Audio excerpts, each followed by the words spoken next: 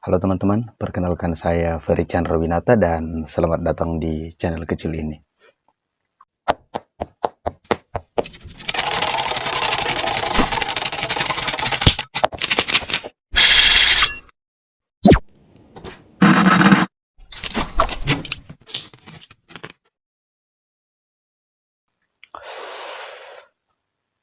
Sekarang jam 12:20 dan kebetulan saya tidak bisa tidur, jadi kepikiran mau buat konten kali ini. Nah, di konten kali ini saya akan sedikit bercerita kepada kita alasan mengapa kita itu sering sangat sulit untuk menjadi sesuatu. Nah, namun sebelum itu jangan lupa like, komen, dan subscribe, juga nyalakan tombol notifikasi untuk kelanjutan channel ini menjadi lebih baik.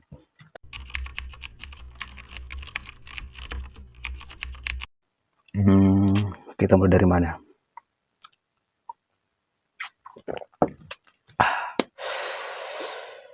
Dulu waktu kecil kita sering diperhadapkan pada banyak pertanyaan-pertanyaan tentang cita-cita, banyak pertanyaan tentang mau jadi apa kita setelah besar nanti, dan banyak pertanyaan-pertanyaan mengenai bagaimana dan apa profesi kita di masa depan nanti. Dan saya pribadi punya banyak jawaban atas pertanyaan itu.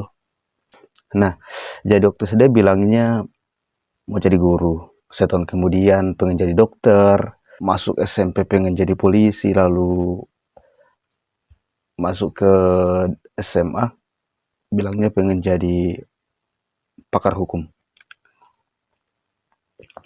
Dan begitu seterusnya, itu terus berubah seiring dengan saya semakin menjadi tumbuh lebih dewasa, dan awalnya saya berpikir jika mungkin cuma saya yang mengalami hal tersebut.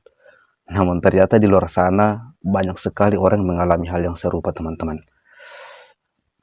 Nah, dan setelah lulus SMA dan dihadapkan pada jurusan-jurusan di bangku perkuliahan, kita mulai sadar jika hidup itu tidak sesimpel punya mimpi dan cita-cita template yang sering kita ucapkan sejak kecil, teman-teman. Jadi kita itu mulai bingung mau pilih jurusan apa yang cocok buat kita, dan masih banyak pertimbangan-pertimbangan yang menciptakan dilematis dalam diri kita. Mimpi-mimpi yang kita agungkan sejak kecil itu mulai dihadapkan pada realita-realita kehidupan yang sebenarnya. Pengen jadi dokter, orang tua tidak mampu membiayai. Pengen jadi polisi lebih sulit lagi. Pengen jadi guru, tapi banyak orang berekspektasi tinggi bahwa seharusnya seorang sarjana itu mendapatkan penghasilan yang jauh lebih tinggi daripada sekedar menjadi guru. Karena banyak yang bilang jika penghasilan guru itu pada akhirnya tidak bisa menjamin kita di masa depan.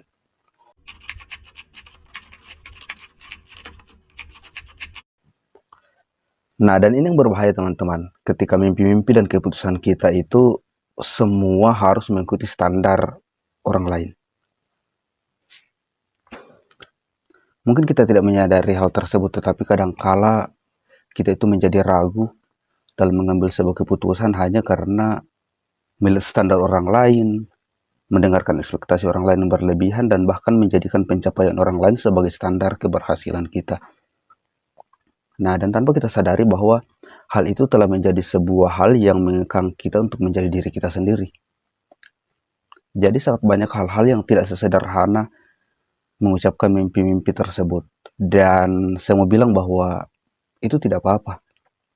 Kita tidak harus bisa apa yang orang lain bisa dan menjadi apa yang orang lain harapkan. Jika kita merasa bahwa kita ini belum menjadi apa-apa, ya mulai saja dulu. Ambil sebuah keputusan, mulai arahnya, kejar apa yang kita bisa. Dan karena menurut saya yang salah itu adalah ketika kita tidak berani mengambil sebuah keputusan. Nah, kok cuma jadi guru? Kok cuma jadi kasir toko? Kok cuma jadi karyawan? Jurusannya itu kok kerjanya ini? Udah kuliah lama-lama malah menjadi petani. Nah, itu adalah pertanyaan-pertanyaan yang akan kita dapatkan dan kita temukan di kehidupan kita sehari-hari. Dan sekali lagi saya katakan kepada kita bahwa itu tidak apa-apa. Nah, itu adalah hal yang wajar yang akan kita temukan dari banyaknya pandangan orang-orang di luar sana. Nah, sedikit bercerita. Nah, dulu waktu daftar kuliah, saya itu punya cita-cita ingin menjadi seorang pakar pengamat hukum. Jadi saya mendaftar di sebuah kampus yang dimana di dalamnya terdapat sebuah jurusan hukum.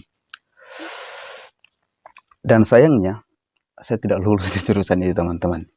Saya lulus di ilmu hubungan internasional. Dan hal itu banyak menuai pertanyaan-pertanyaan yang kontradiktif dari teman-teman saya. Entah itu pertanyaan kenapa kuliah di hubungan internasional, kalau kuliah di hubungan internasional itu lulusnya mau jadi apa, kenapa tidak cari jurusan yang kerjanya gampang, dan ya bagaimana lagi, saya lulusnya di jurusan itu. Dan saya berpikir yang perlu saya lakukan hanya kuliah, karena menurut saya profesi dan mau jadi apa saya di masa depan itu adalah konteks yang berbeda dengan keputusan pendidikan yang saya tentukan. Dan hal yang paling saya syukuri adalah ketika teman-teman saya merasa bahwa mereka salah ambil jurusan, mereka mengeluh karena tugasnya yang berlebihan, mereka pengen pindah jurusan dan lain sebagainya, saya malah menikmati jurusan yang saya tempati. Saya menyukai mata kuliah di hubungan internasional dan saya rasa bahwa mata kuliah ini adalah sesuatu yang sesuai dengan passion saya. Dan sekarang saya semester akhir dan berharap tahun ini bisa selesai. Doakan teman-teman.